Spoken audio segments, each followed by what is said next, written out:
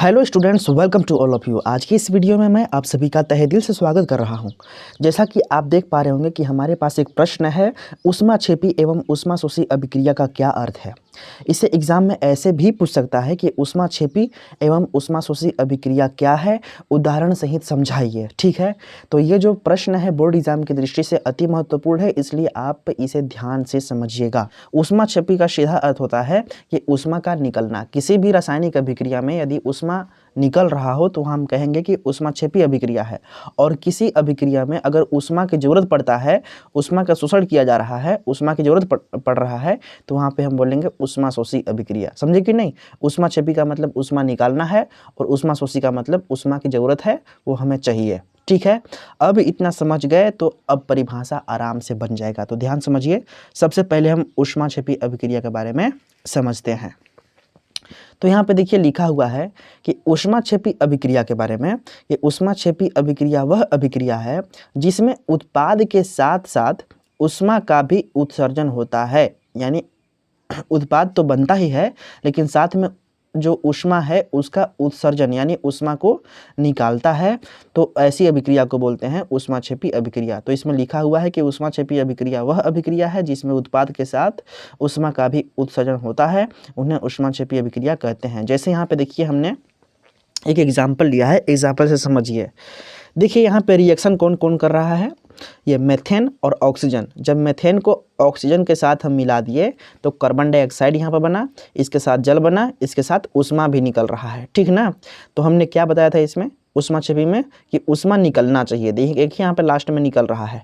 जो पदार्थ अभिक्रिया करते हैं इसको अभिकारक बोलते हैं, और जो अभिक्रिया के बाद बनता है उसे हम उत्पाद बोलते हैं। तो देखिए CH4 और O2 को हम अभिकारक पदार्थ कहेंगे। क्या बोलेंगे? अभिकारक पदार्थ। जबकि CO2 और H2O और ऊष्मा ये जो है ना, ये उत्पाद है। क्या चीज़? उत्पाद है। यानी जो अभिक्रिया करेगा उसको हम बोलेंगे अभिकारक, और जो बनेगा उसको बोलेंगे उत्पाद।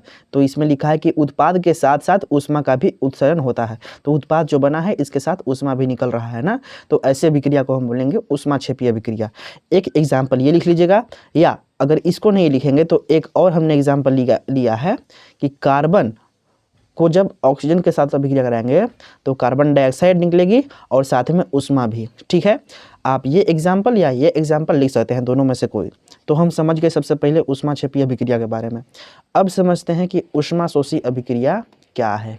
इसमें लिखा हुआ है कि जिन अभिक्रिया में ऊष्मा का अवशोषण होता है वह अभिक्रिया ऊष्माशोषी अभिक्रिया कहलाती है। ठीक है, क्या बोले कि जिन अभिक्रिया में ऊष्मा का अवशोषण होता है वह अभिक्रिया ऊष्माशोषी अभिक्रिया कहलाती है। अब इसका एग्जाम्पल समझिए। देखिए कार्बन लीजिए, जल लीजिए और इसे गर्म कीजिए। ठीक है, कार्बन लीजिए, उसमें पानी मिलाइए, यानी पानी मिला करके उसको गर्म करिए, यानी ऊष्मा की जरूरत पड़ेगा वहाँ पे, तो बनेगा कार्बन मोनोऑक्साइड। इसको बोलते हैं कार्बन मोनोऑक्साइड, और हाइड्रोजन गैस बनेगा। समझे कि नहीं? तो यहाँ पे ऊष्मा का जरूरत पड़ रहा है, ऊष्मा इसमें जुड़ रहा है। इसमें ऊष्मा जो था अलग हो रहा था, लेकिन इसमें ऊष्मा जुड़ रहा है। समझे कि नहीं? तो जहाँ पर ऊष्मा की जरूरत पड़ेगा वो ऊष्माशोषी होगा। तो जब कार्बन को जल के साथ अभिक्रिया करा के उसको जब गर्म किए हम, तो कार्बन मोनोऑक्साइड बना और साथ साथ हाइड्रोजन गैस बन गया। एक और एग्जाम्पल समझिए। नाइट्रोजन और ऑक्सीजन को जब मिला दिए और इसे गर्म किए तो यहाँ पे नाइट्रिक ऑक्साइड बन गया। क्या चीज़? Nitric oxide. समझे कि नहीं? ये चीज़। तो ऊष्माशोषी अभिक्रिया समझ गए आप, और ऊष्माक्षेपी अभिक्रिया समझ गए। ये बोर्ड एग्जाम की दृष्टि से अति महत्वपूर्ण है, और इसे आप लोग ध्यान से पढ़ करके क्लियर कर लीजिएगा कि ये क्या होता है, कैसे होता है। तो अगर ये बोर्ड एग्जाम में आता है तो आप लोग छोड़िएगा मत। वेरी इंपॉर्टेंट प्रश्न है, VIP।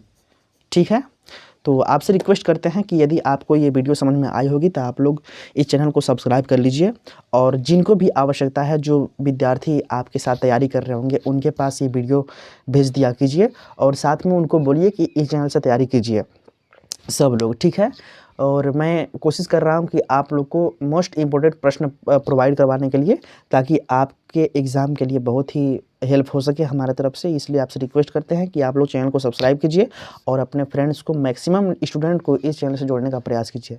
Thank you so much guys. मिलते हैं नेक्स्ट वीडियो में नए प्रश्न के साथ। Thank you so much.